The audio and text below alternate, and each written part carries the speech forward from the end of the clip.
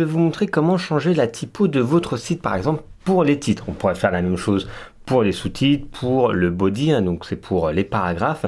Je vais vous montrer la méthode, c'est la même à appliquer par la suite. En fait, on va utiliser le CSS additionnel et on va aller chercher avec Google Fonts des typos qui peuvent vous intéresser.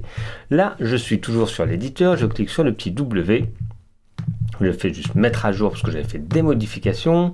Je fais le W et je vais revenir ici, je vais aller dans Apparence, personnaliser. Donc je vais personnaliser mon thème. Je vais avoir la possibilité donc de rajouter des CSS additionnels sans vraiment beaucoup coder. Je retrouve en bas ici CSS additionnel et je vais avoir la zone ici pour coder.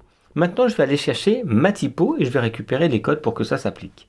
Pour trouver ma typo, il y a plusieurs sites. Moi, je vais aller dans font.google.com. Vous tapez Google Font sur Google et vous allez arriver sur ici cette page. Par défaut, celle-là. Voilà. On va pouvoir choisir des typos par catégorie. Je vais prendre une typo plutôt manuscrite parce que je vais vouloir avoir ça. Donc, je vais décocher toutes les autres. OK ?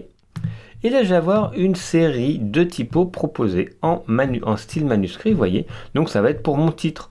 Donc là, je vais pouvoir choisir, suivant le thème que vous allez vouloir, vous allez pouvoir choisir différentes typos. Allez, par exemple, celle-ci, peu importe celle qui m'intéresse, je vais prendre celle que vous voulez, je vais prendre celle-ci. Je clique dessus et je vais avoir la possibilité ici de sélectionner ce style. Je pourrais en avoir d'autres, je vais sélectionner ce style.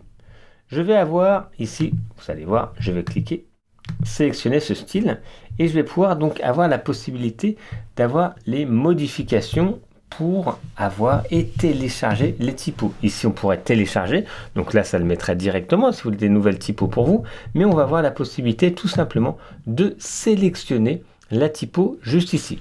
Donc allez-y, choisissez la typo, prenez le temps qu'il vous faut pour votre thème et je vais vous montrer ensuite comment on va pouvoir mettre les codes.